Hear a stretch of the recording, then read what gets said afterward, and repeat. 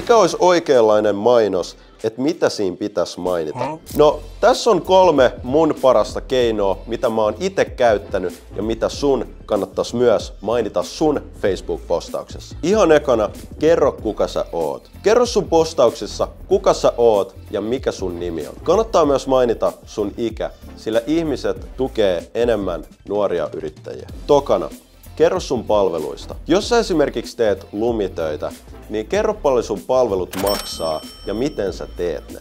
Ja kolmantena, käytä kuvia. Käytä sun postauksissa esimerkiksi before and after kuvia sun aikaisemmista töistä ja ota itsestäsi jokin kuva, jonka sä voit laittaa siihen postaukseen. Esimerkiksi joku kuva, jossa sä teet lumitöitä. Ja jos sulle ei ole vielä aikaisempia lumikeikkoja tehty, niin sä voit hyvin ottaa before and after kuvan esimerkiksi sun omasta kolatusta pihasta.